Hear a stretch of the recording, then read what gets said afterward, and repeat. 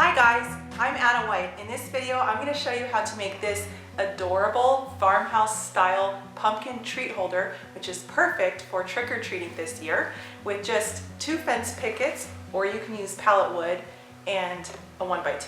This is a really simple project. You just need a couple tools and you can whip this out in an hour.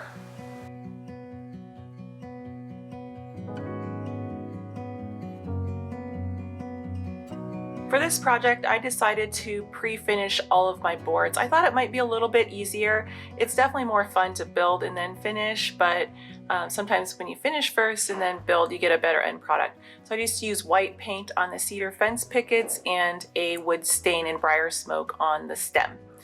So I'm going to start by cutting all of the cedar fence pickets up. So the first one, you're just going to cut into 4 equal parts. And don't worry about writing all these measurements down right now. If you just click the link in the description, I've got a free cut list and a shopping list, everything you need to make this project, as well as detailed diagrams and lots of plan notes as well. So if you can't find cedar fence pickets, they should be about $2 to $3 at your local home improvement store. I have checked and they were still available at most stores. But if you can't find them, you can also use pallet wood or 1x6s, or just about any wood material here could work. It doesn't even have to necessarily be a 1x6. So I'm going to go ahead and lay out the 4 even pieces of the cedar fence pickets, the little gap in between, and then space 2 1x2s on the back just like that. There's no need to be perfect here. This is an artsy project, so the imperfections are going to make it more beautiful. I'm going to use a hot glue gun to attach the back piece to the back of the slats. I really like this hot glue gun. It's cordless and it really puts out a lot of glue fast. And it works with the same battery as my drill and all my other tools.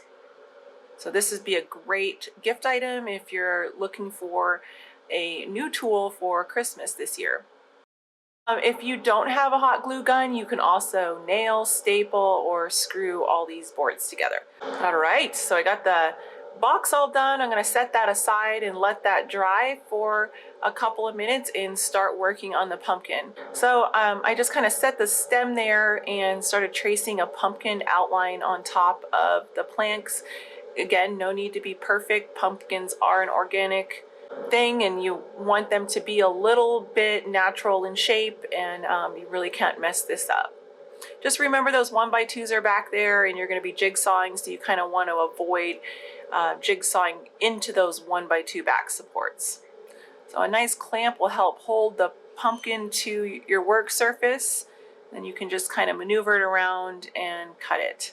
As you go, you can take more and more off. Obviously, you can't take less off, so if you overcut, that's not a good thing.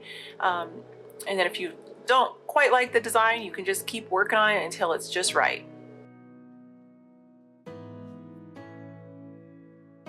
To attach the box, I just set it where I want to put it, traced the outline of where it joins, and then applied some hot glue and put it in place.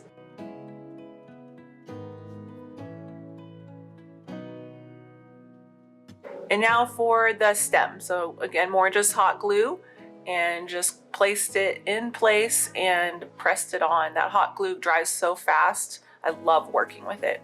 The last step is to finish those raw pumpkin edges and do any sort of decor to it. So I just took more white paint and brushed it along the edges to finish it up.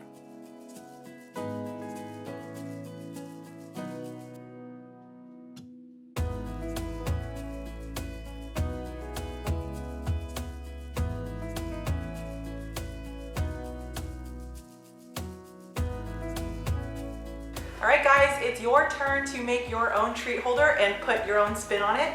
We absolutely love this combination of the white paint and the stained stem, but there are a million different variations to this project.